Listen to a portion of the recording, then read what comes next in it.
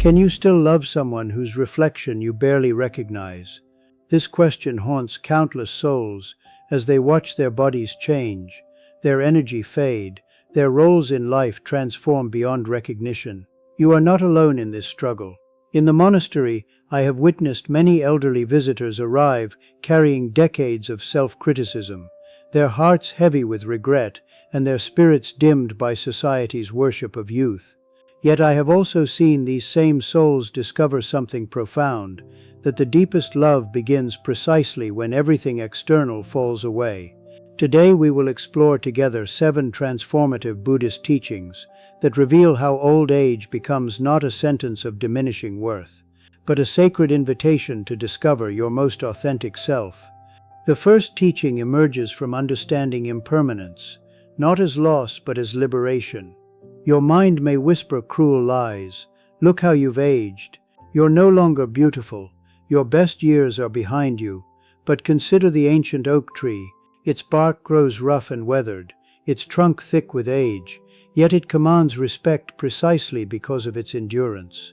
The tree doesn't mourn its lost saplinghood, it celebrates its deep roots and spreading wisdom.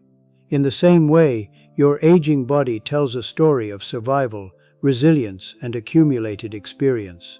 Each wrinkle maps a journey of laughter and tears. Each gray hair represents wisdom earned through living fully.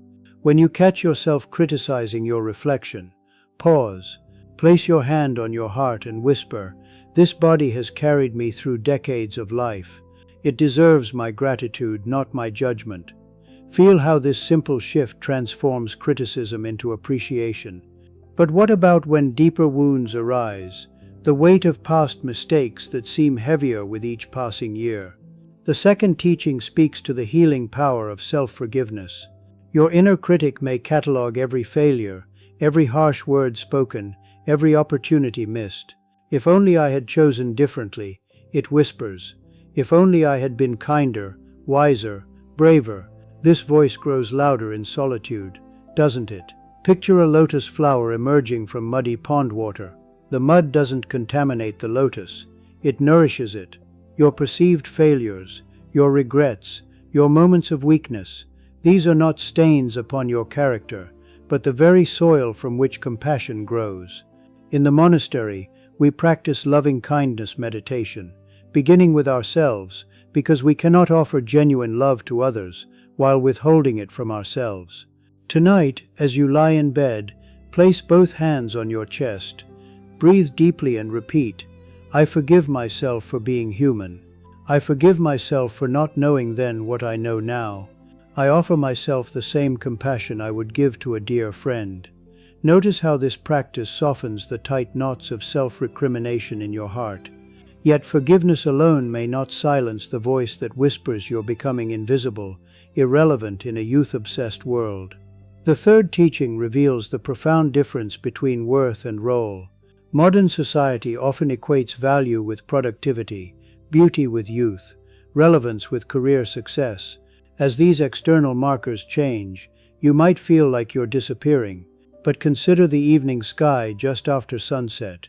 The brilliant colors have faded, the dramatic display has ended, yet this quiet twilight holds its own profound beauty, peaceful, contemplative, rich with subtle grace.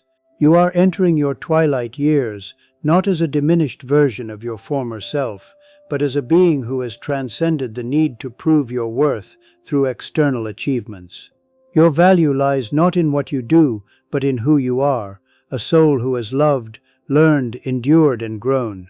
When you feel invisible, remember that the deepest currents in a river flow silently beneath the surface, carrying the most power. Practice this. Each morning before checking what the world expects of you, sit quietly and acknowledge, "My worth is inherent, my presence matters, my wisdom has value." Let this truth settle into your bones before engaging with a world that may overlook your significance. But how do you maintain this self-love when your body feels like it's betraying you? The fourth teaching addresses the challenge of loving an aging physical form. Perhaps your knees ache with each step, your vision blurs, your energy flags by afternoon. The temptation is to view your body as a failing machine, something that has let you down. But in Buddhist understanding, attachment to the body as permanent leads inevitably to suffering. Imagine yourself as a traveler who has journeyed far in a faithful vehicle.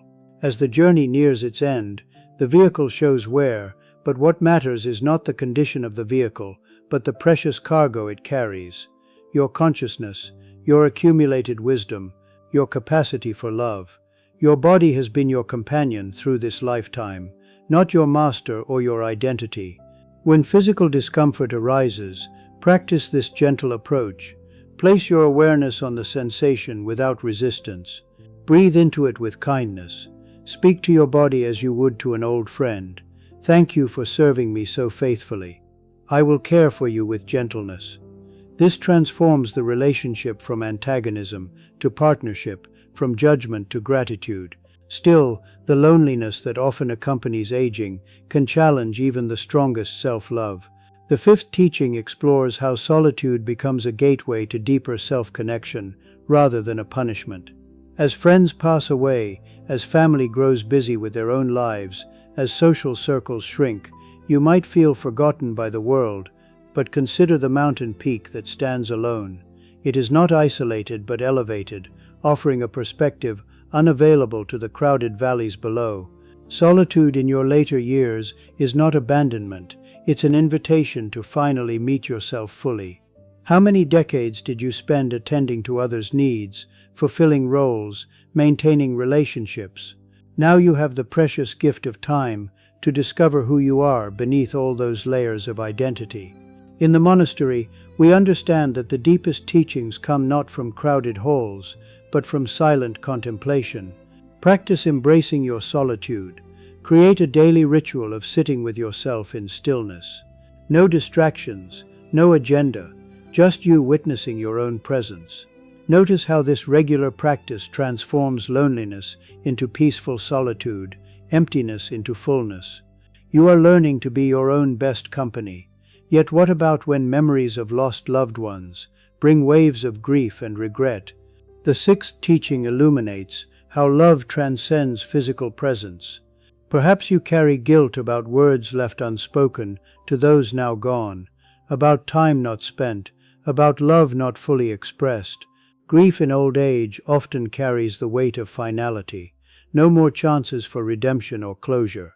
But Buddhist wisdom teaches that love is not bound by the physical realm.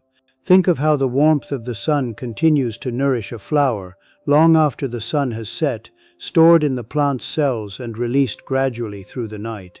The love you shared with those who have passed continues to live within you, influencing your thoughts, shaping your responses, guiding your choices. Their love for you persists in the same way, woven into the fabric of who you've become. When grief arises, practice this. Hold a photo or object that reminds you of your loved one. Place your hand on your heart and speak aloud. Your love lives in me. My love for you continues beyond time and space. Thank you for shaping my heart. Feel how this acknowledgement transforms grief from loss into celebration of enduring connection.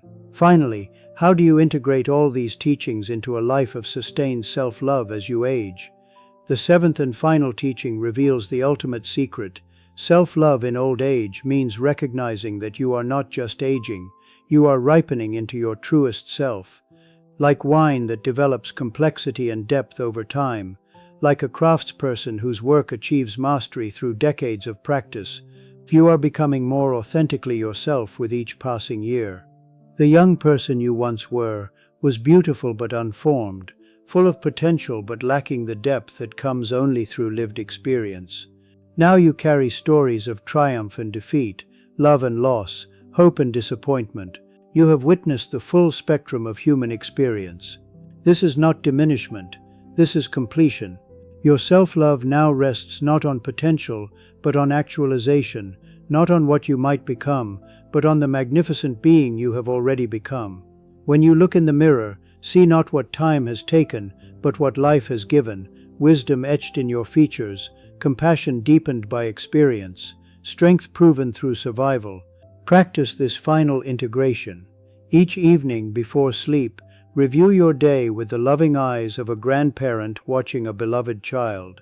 Notice not your mistakes or shortcomings, but your continued courage to engage with life despite its challenges. Celebrate your resilience, your ongoing capacity to care, your willingness to keep growing even as others might settle into rigidity. In the monastery we teach that the highest form of love is unconditional acceptance.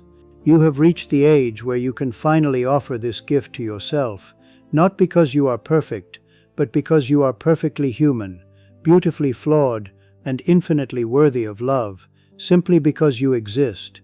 This is your time not to diminish, but to shine with the gentle, steady light of deep self-acceptance. This is your season to love yourself as you have always deserved to be loved, completely, unconditionally, and with profound respect for the journey that has brought you to this sacred moment. If this message has touched your heart, please share it with others who might need this reminder that every season of life holds its own unique beauty. Like and subscribe to continue this journey of mindful aging together, and leave a comment sharing one thing you appreciate about who you are becoming.